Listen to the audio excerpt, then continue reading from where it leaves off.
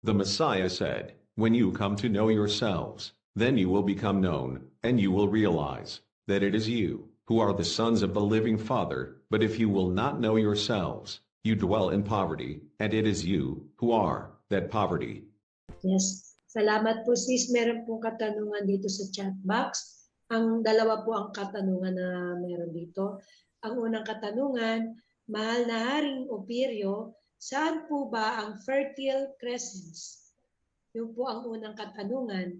At ang pangalawang katanungan, ang pag-patronize ba po ba sa mga Babylonian system like sa education system, naming system, medication system, ay isa rin po bang form of idolatries?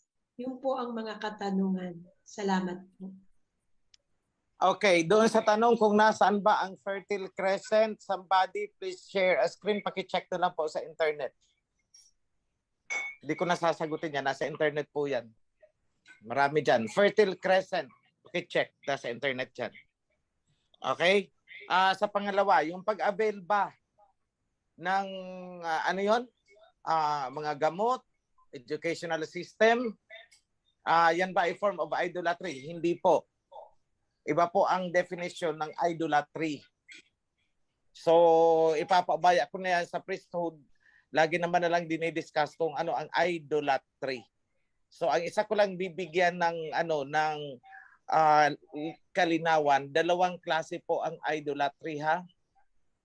Hindi ibig sabihin na pag wala kang rebulto o imahin sa bahay mo ay hindi ka nagsasagawa ng idolatry. Kung ang nasa isip mo naman at imagination ay si Birhen Maria na nakaprosesyon at doon ka yun ang ini-imagine mo habang ikaw ay nagdarasal. Yan ang sinasabi na mental idolatry. Nasa puso mo na, hindi mo na kailangan ang physical na rebulto. So, yan. Pagsamba sa tungkod. Alam nyo, yung tungkod niya, takot daw ako sa kanya kaya hindi ko na ma-mention ang pangalan niya. O ngayon, mini-mention ko ang nagpo-promote ng banal na tungkod daw ng kaligtasan. Ayan, minention ko na, sabi nagkakalat siya eh. Sabi niya, takot daw ako kaya hindi ko daw siya mapangalanan. Lagi daw tungkod ang sinasabi ko. O, yung pinopromote mo na tungkod ng kaligtasan, tungkod yan ng kapahamakan. Huwag mong sabihing takot ako sa'yo, hindi ako sa'yo takot. Kahit may bakal ka pa. Alam ko ang ginagawa mo.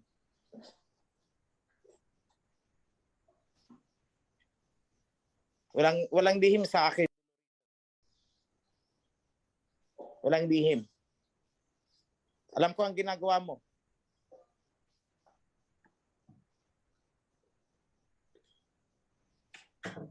Gusto mo akong patayin? Tingnan natin kung magsasucceed ka.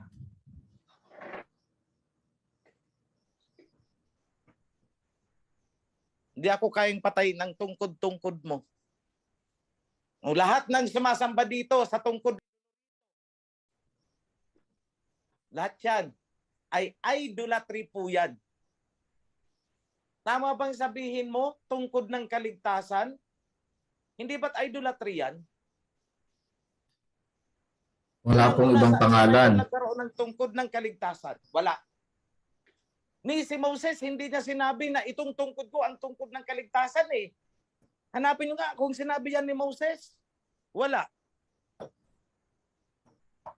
Aba, talo mo pa si Moses niyan. Si Moses hindi nagsabi na ito ang tungkod ng kaligtasan na magliligtas sa inyo. May sinabi bang ganyan si Moses? Wala. Eh ano yung sinasabi mo? Tungkod ng kaligtasan nyo. Naka-screenshot lahat sa akin ang mga sinasabi nyo eh. All are delivered sa akin. Mahiyahiya kayo sa mga balat nyo. Ang dami nyong niluloko. Pati covenant of salvation, sinagasaan ninyo. Sinasabi nyo, yung tungkod ang gigiba sa akin. O sige, gibain nyo ako gamit yung tungkod nyo. Alam ko, you are plotting to kill me.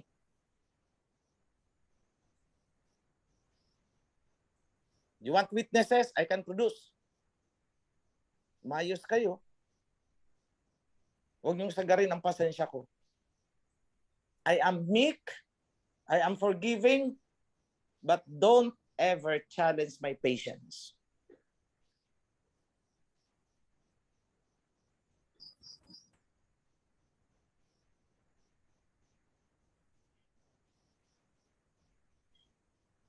So yan, idolatry.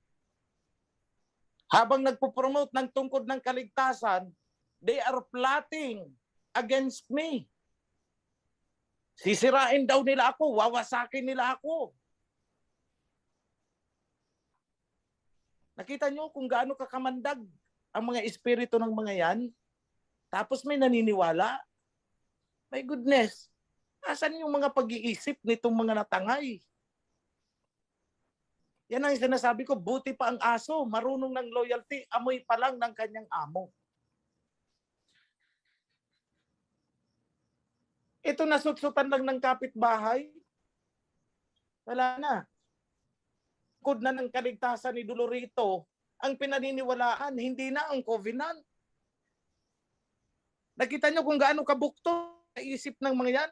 Sorry ha, ayaw kong gamitin ang word na bobo. Ayaw kong gamitin ang word na mangmang. Kaya gamitin ko lang baluktot na kaisipan. Kasi masakit yung bobo na pag-iisip. O hindi ko sinabing bobo kayo ha, baka iba na naman ang lumabas. Kayong mga naniniwala sa tungkod ng kaligtasan, hindi ko sinasabi na kayo ay mga bobo. Ang sabi ko ay baluktot lang ang inyong mga kaisipan. Hindi bobo. O bahala ang ibang nakikinig.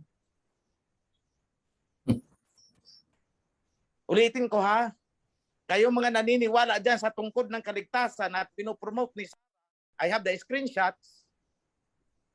Hindi ko kayo sinasabihan na kayo ay mga bobo. Ang sabi ko, baluktot lang ang inyong kaisipan. Sabi niyo, masakit ako magsalita ha. O, ayan, pinaganda ko na. Mahilig kayo sa mga sweet words, flowery words. Ako direct to the point pag nagsalita ako. Wala kasi akong panahon para makipagulahan eh. Tandaan ninyo, si Moses walang sinabi na ang kanyang tungkod ang kaligtasan. Si Dolorito lang ang nagsasabi niyan. Naguyo ang marami. Ay naku, ayaw kong sabihin na sa mga bobo. Mga baluktot lang ang kaisipan.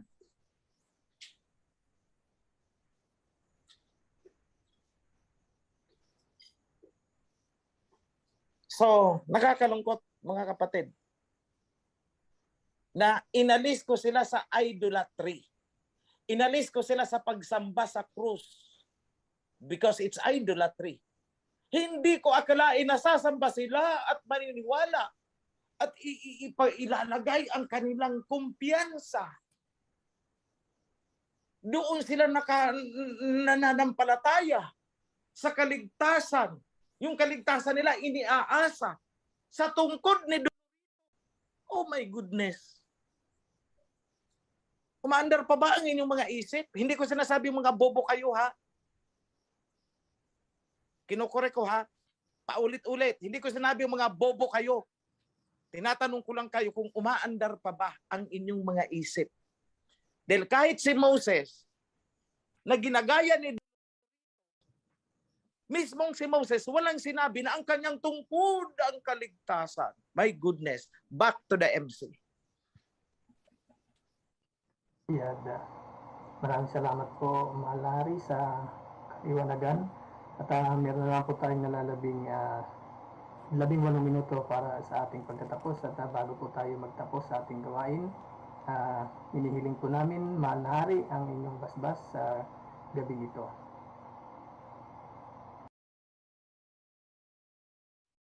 Okay, bago ko ibigay ang panghuling basbas, gusto kong bigyan ng pagkakataon ng panahon si Prime Minister Brother Senen na magbigay ng mensahe sa kawan.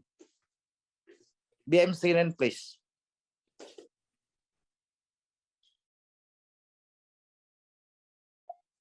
Opo, magandang gabi po, Mahal na Hari. King Oichi, kay Brother Priest Assembly, At sa lahat po ng nandito sa loob, magandang gabi po sa inyo. So, malapit na tayo, Brother Priest Emery. Mga ilang sessions pa ba? Tingin niyo po. Baka isa na lang po. Isa na lang. Opo, i-compress ko na lang. Okay lang. Okay lang po. Para maunawaan po ng lahat. Kasi, ano yan magandang ma-establish natin sa lahat na yung kingdom talaga na pilit na binabali ng mga kokak na later, yung pala, gusto nilang agawin. So talagang inidesign natin yan para makita ng lahat na mula na kingdom. At ang kingdom may temple. At ang kingdom may king. At ang kingdom ay hindi freedom, hindi democracy. Yun ang kasunod natin tatalakayin mga kapatid. Pagkatapos po ng history, ng biblical facts about kingdom, yun po ang tatalakayin natin sunod para maunawaan ng bawat isa kung paano ang behavior ng bawat citizen ng kingdom. Hindi po yung fantasy na lahat ay araw-araw ay prepare, lahat ay araw-araw kumakanta. Meron po tayong mga tungkulin dapat gampanan para sa kayusan ng kingdom. So yun po ang medyo... Hindi lang banal-banalan. Wala pong banal-banalan. Yung mga salita, mga flowery words, yan ang gusto ng mga Japitites. At malaking bahagi po marahil ng dapat din nating maintindihan na yung mga kalaman natin na natutunan sa paaralan, sa school, mula elementary, high school, college, hanggang tayo ay nag-aaral na mag-aaral. Karamihan dito, pinakikilambangan lang natin sa lipunan na ating ginagalawan. Ngunit pagdating sa kingdom, makikita ninyo, marami dyan hindi natin kailangan sa loob sa loob ng kingdom. At yan ang nagiging dahilan pa nga, kung bakit naging matigas ang ulo ng karamihan sa atin. So kailangan po matututo tayo na mag-adjust sa realities ng kingdom. Kailangan matuto rin tayo na bitiwan hindi lang yung pagiging yung idolatrous practices natin, kung hindi how we live. How we live our life nung tayo ay nasa labas pa. Kailangan maintindihan po ng lahat yan. At yan ang sinisikap namin na ipaunawa po dito sa seminar. It's not actually a training, it's a seminar. And it's not about leadership. It's more on our role dito po sa kingdom para tayo manatili po dito lahat. At kita rin yung mga kapatid na nagiging buhay ngayon lumalabas ang personal interest ng mga kapatid natin na talagang may masamang intensyon. Madali nang maubos. Maubos na po yan at kagad nakikita yan ng ating mahal na hari. Mina-underestimate nilang mabuti. Ina-underestimate nilang mabuti ang ating mahal na hari. At ina-underestimate po nila ang kakahiyang mag-isip ng ating mga kapatid. Na para baga na ganun-ganun na lang. Tingnan ninyo, yung mga tungkod-tungkod na yan ay kung naniniwala ka dyan, ay talagang i-underestimate ang ating kakahiyang mag-isip ng tama. So sana yan mga kapatid. Pag nilay-nilayan po, sinasabi rin yan sa Bible, pag nilay-nilayan natin mabuti. Kasi hindi sapat na basahin lang natin. Sa gabing ito, napakaganda ng kapahayagan ng ating mahal na hari. Buong-buo mga kapatid. Buong-buo. Kompleto na nga yan Sana pag nilay-nilayan po natin yan, ng mga history na sinabi ni Priest Emery, sana pag nilay-nilayan po natin yan. Dahil kailangan tumagos yan sa ating puso at sa kaibuturan ng ating isip. Yan ay napakahalaga po mga kapatid. At hindi sa lahat ng pagkakataon na makakausap natin ng ating mahal na hari. Dahil dumadami po ang kanyang mga dapat gawin. Darating ang panahon ng ating mahal na hari ay parang gagalaw sa limitadong sitwasyon din niya bilang isang hari. Dahil dumadami, isipin ninyo, ay ang ating mahal na hari ay makikipag-ugnayan sa buong mundo. Dahil kailangan ma-preach ang gospel sa buong mundo. At sino ang magdadala? Di po ba ang ating mahal na hari? Dahil wala sino man ang nag-preach ng kingdom, ang nag-preach ng covenant. Kaya ang tungkulin po ng ating mahal na hari, hindi lang dito sa Ophir. Kaya nga sabi ng mahal na Bayaw ay, I will summon the bird of prey from the east. From the east, so dito galing sa atin. And then, i-spread niya yan sa buong mundo. Di po ba? I-spread niya sa buong mundo yan eh. Ganong kalaki po ang responsibilidad ng ating mahal na hari na sana mga kapatid ko na kasama sa pamunuan dito sa Kawan, sana maunawaan po nating lahat kung gaano kalaki ang responsibilidad at gampanin ng ating mahal na hari. Yan. Sa bagay po yan, pag naunawaan niyo mga kapatid ko, sana matulungan niyo kami na mapabilis natin ang pag-ayos, ang pagbibigay ng kaayusan sa ating kapatiran o dito sa Kawan. Para yung ibang bahagi ng trabaho ng ating mahal na hari ay maayos niyang magampanan na sa takdang panahon ng ating mahal na Aba ay mangyayari. Lagi ko po sinasabi, sana wag na ang sino man sa atin dito sa loob ng Kawan ang maging dahilan pa ng pagka-delay ng pagbabalik ng ating mahal na Misaya. Hindi po yan magiging masaya para sa ating lahat. So yun lang po. Maraming salamat po, mahal na hari. Kanina, wala, ay ayun, yung 3, 4 yata yung nagtag na naman at really ay gusto akong kausapin na naman. Sabi ko, simple lang ang dapat ninyong gawin. Gawin ang hinihingi ng mahal na hari. Walang iba. Kailan hindi nagsinungaling ang mahal na hari? Kayo ang naghahabi ng kasinungalingan. Do the right thing. Yun po sabi ko sa kanila. Do the right thing. You know better. Yun po ang last word ko sa kanila. So, yun po, mahal na hari, sa inyo po lahat. Magandang gabi po at ako po'y tuwan-tuwa sa takbo ng ating training o seminar dito po sa every Tuesday Zoom po natin. At sana ganun din po kayo. Salamat po. Thank you, Pro PM Senen. Before I leave, let me pronounce a blessing to all of you, to your families, and your loved ones. Be blessed, all of you, in the name of Abba Yahweh and King Yahweh Shai. Yada. So be it. Yada.